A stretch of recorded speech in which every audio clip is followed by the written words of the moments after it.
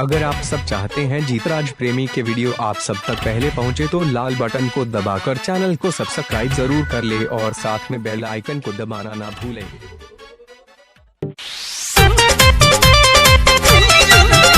आ गया है जीतराज प्रेमी चैनल पर 2021 के वीडियोस आप सबके बीच। अगर आप सब चाहते हैं जीतराज प्रेमी चैनल की वीडियो सबसे पहले पहुंचे तो चैनल को सब्सक्राइब कर लो और साथ में बेल आइकन को दबाना ना भूलिए।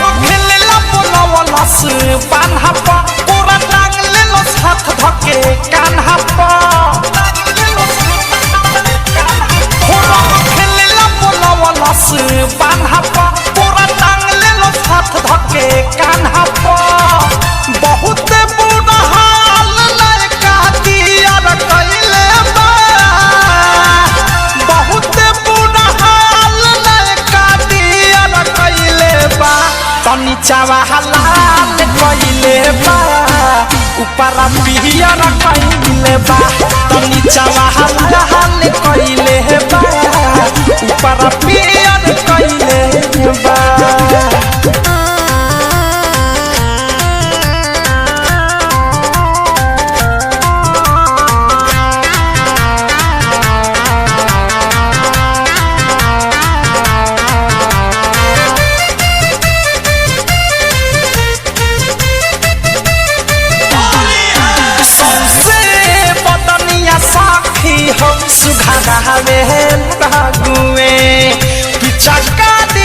हमारा हाथ में उठा हवे गुए सबसे बदनिया सखी हो सुघार हवे गुए पिचका दी हमारा हाथ में उठा हवे गुए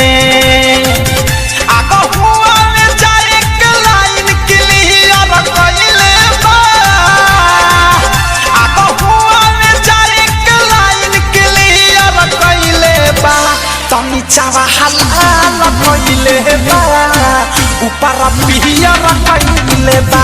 तनी चावा हलाल कइले बा ऊपर पियर कइले बा ए सखी।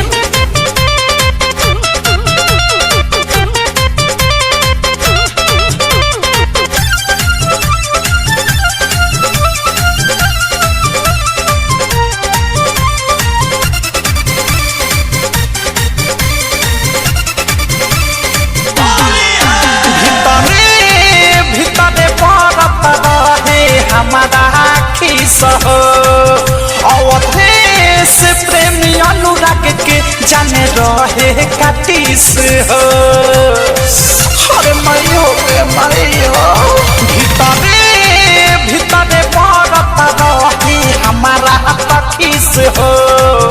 अवधेश प्रेमी अनुराग के जाने रहे कातिस हो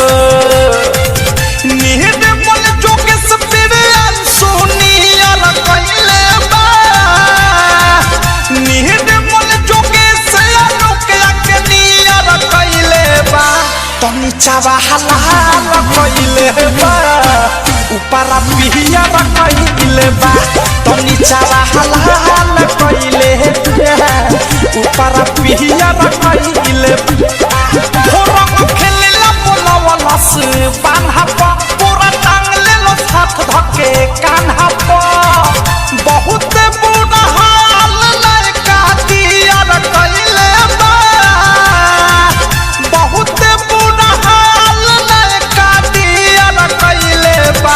तनी चावा हलाल कइले बा ऊपर पियर कइले बा तनी चावा हलाल कइले बा ऊपर पियर कइले बा। अगर आप सब चाहते हैं जीतराज प्रेमी का नए नए वीडियो देखना चाहते हैं तो हमारी चैनल पर जाइए और नए नए वीडियो के मजा लीजिए और अच्छा लगे तो एक लाइक जरूर कीजिए और साथ में जितने भी दोस्त हैं सबको शेयर कीजिए।